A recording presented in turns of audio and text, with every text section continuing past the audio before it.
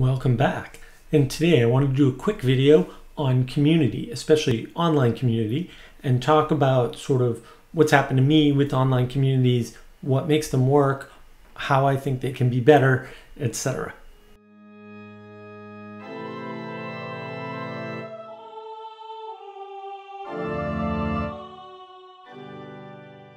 So when we're dealing with online communities, my experience has been extensive. I spent a lot of time online, talked to people from all around the world. It's one of the good things about the internet, right? It's not all bad stuff.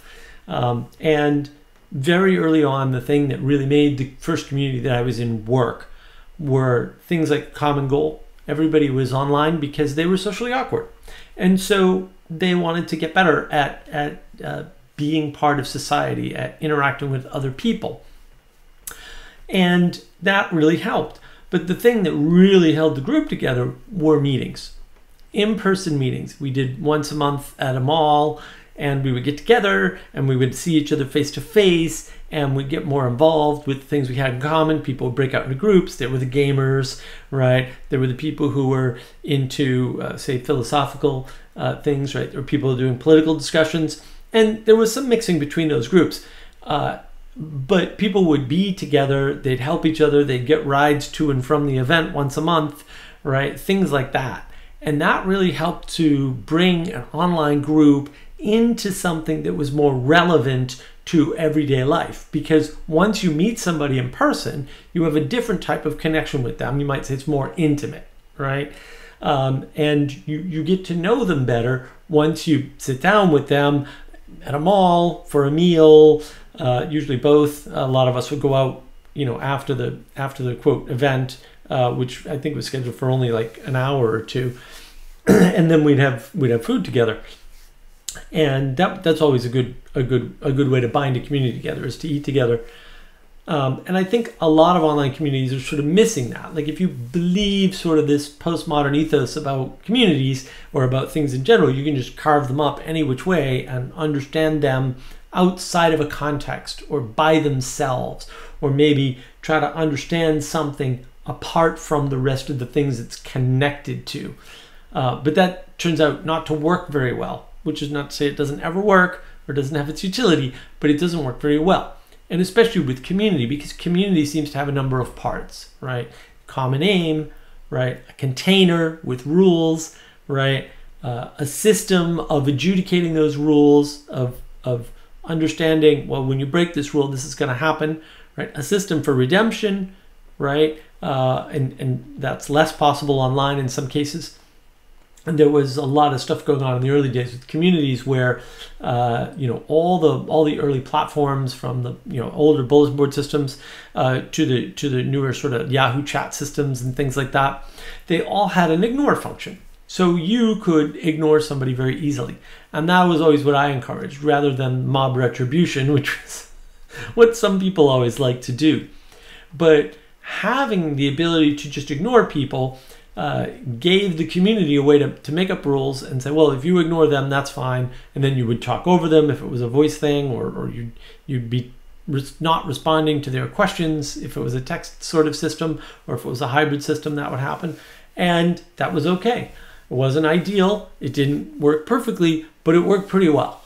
And having common mechanisms and common ideas for what justice, right, as an ideal looked like was very important to keep the community container intact.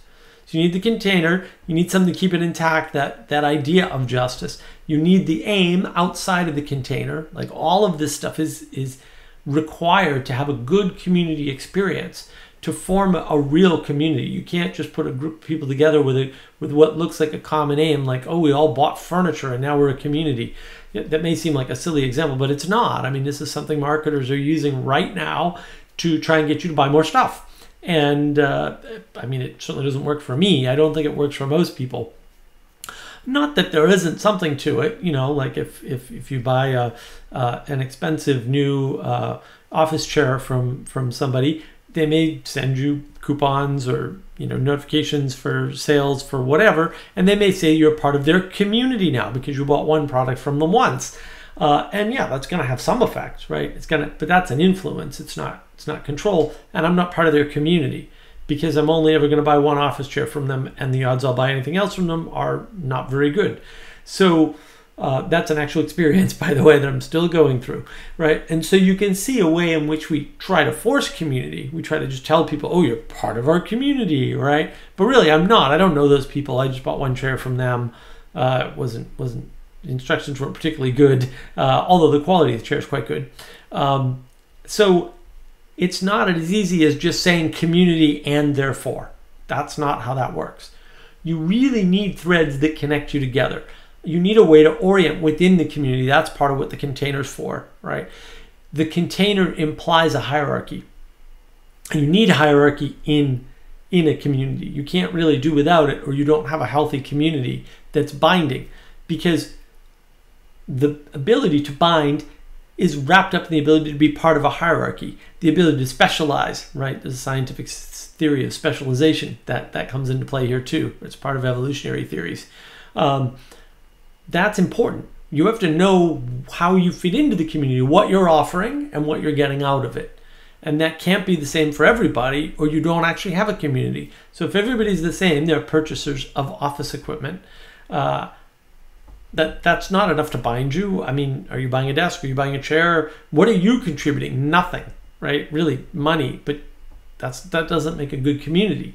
It may help bolster a community, right? You may be contributing to a community by giving it money, but if that's your only contribution, you're not part of the community, right? Because the community is really about interacting with the other people around you, having that common aim or set of aims, right? Having a system for justice, right? And having a place where you have a status, right? Low status is still better than no status. And I think people miss that when they're trying to talk about and think about community. There's nothing wrong with the qualities of leadership and authority. They're not manifest necessarily in one person, right? They can be manifest in many people, or many parts of leadership or authority can be manifest. You always had that concept, especially online, where, you've got that guy who sets the tone, right? And then you've got a woman who holds things together and sort of moves the conversation, we'll say, away from aggression and towards reconciliation and empathy is a good way to put it, or sympathy is probably a better word. The den mother archetype, right? It's a very real thing in a community, and a good healthy community has a den mother, right? I mean, these things require a commitment of time, energy, and attention, of course, right? But it's important. And the way we understand what we're giving to a community is wrapped up in trade-offs. And I have a video about trade-offs. And that's important to understanding sacrifices, understanding the role of trade-off and the decisions that you've made, which give you the sacrifice. That's the thing you're giving up to the community. And all of these factors are in there. So you have to have a container. You have to have a common aim. You have to have a system of justice. You have to have a hierarchy, right? And you have to have a way for people to contribute, not only within that hierarchy, but also outside of it. Most good communities are built of volunteer effort in one or two areas that are important to that community. So not just running the technology, we'll say, or running the listserv, or running the mailing list, physical mailing lists included, right? But also putting in the effort to make sure that there are topics available, that people are informed of what's going on, right? And interacted with in a way that they can. There's all this behind the scenes work that goes into managing even a small community that doesn't get appreciated, right? Whether it's blatant just administrative work on online platforms, someone's going to do that work. Computers can't do it very well, usually at all. And somebody has to put their care as a person into the other persons in the community. And that's what makes a good community in my experience. And the things that break communities with fair regularity is weak leadership. When the people running the thing or who are in charge of the justice, roughly speaking, the adjudication of the container, aren't firm and quick in their actions, because rot sets in very quickly in these things. It's very easy to corrupt a container or a whole community, right? And sour people's experience. That happens very quickly. right? Happens with sexual scandals in organizations, happens with money in organizations, right? Where somebody sees an opportunity and sort of exhausts that opportunity. Maybe personal gain over the wellness of the community. These things corrupt communities. Not having a proper set of authoritative skills, right? So it's one thing to have an authority who can ban you or kick you out or silence you, to the group or whatever. It's another thing to have somebody who maybe doesn't have that level of control, but instead has the ability to set an example. All right, an example in conversation or an example as a function of how they manifest in the space, right? What their interaction with the container is, how they point out the boundaries, right? And maybe they act as sort of a father figure, right? Or brother figure, right? To help shape the way of the interactions. And that's something that can happen from below, right? It's not a granted authority from the top, we'll say. And it helps to have those sorts of things. Like I said, the den mother, right, who comes in and quiets things down, right, or adjudicates sort of disputes before they rise up to the occasion of a blow up, for example, calms things down. These are all aspects of authority and leadership that we don't take into account when we think about communities, but I think they're all important. And when you're developing communities or when you're trying to develop a community, a lot of it is just showing up. So like I said, we had a monthly meeting. Every meeting we get together, every month rather, we get together and meet. And it was reliable. There were certain people who were always there. And you could count on at least seeing them, even if you didn't like them. Well, at least they're there to talk to, right? This regularity is very important.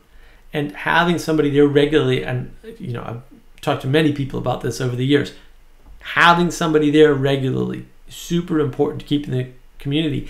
You have to be there even when other people don't show up.